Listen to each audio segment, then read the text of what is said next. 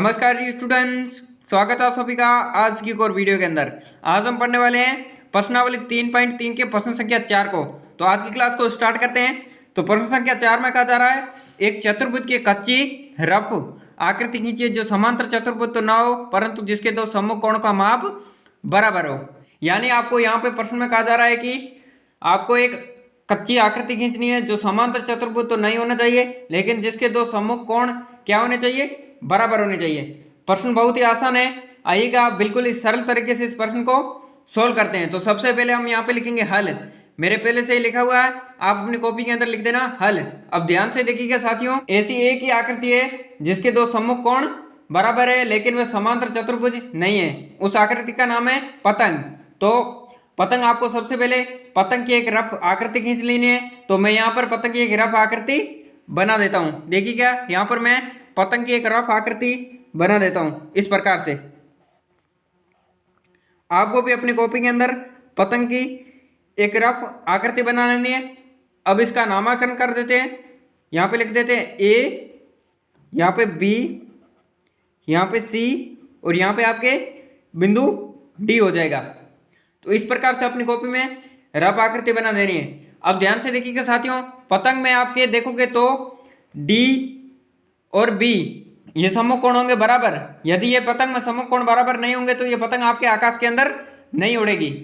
तो आपको ये समझना है कि पतंग में आपके दो कोण बराबर होने चाहिए, लेकिन ये बाकी वाले ए और सी ये दोनों बराबर नहीं है। यदि आपके ये भी सम्मुख कोण बराबर हो जाते हैं तो फिर आपके क्या हो जाता है, समांतर चतुर्भुज हो जाता है। लेकिन समांतर चतुर्भुज ये नहीं है जिसके दो कोण सम्मुख बराबर हैं। ये दोनों सम्मुख कोण आपके बराबर नहीं है। तो ऐसी स्थिति में आपको हमेशा पतंग की आकृति मिलेगी जिसमें आपके सम्मुख कोण बराबर होंगे, बाकी वाले कोण बराबर नहीं होने वाले हैं। तो अब आपको क्या करना है, अब आपको यहाँ पे सिर्फ और सिर्फ लैंग्वेज लिखनी है। आइएगा बिल्कुल सिंपल तरीके से लैंग्वेज लिखते हैं। तो यहाँ पे हम लिखेंगे सबसे पहले हमने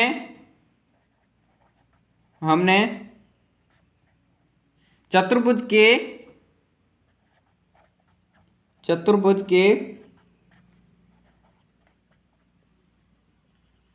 रूप में पतंग की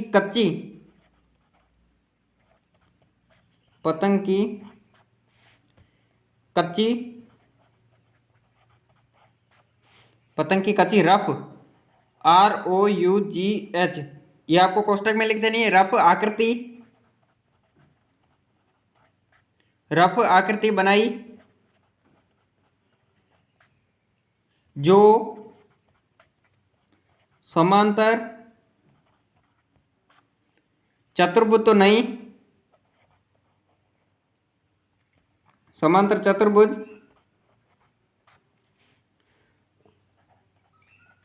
तो नहीं, लेकिन इसके दो सम्मुख बराबर है।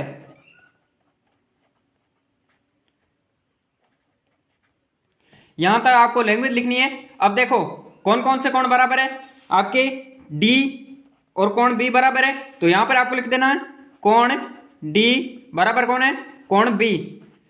कैसे बराबर है, तो आपको पता है सम्मुख कोण क्या होते हैं, बराबर होते हैं। यहां तक आपको लैंग्वेज लिखनी है ANS।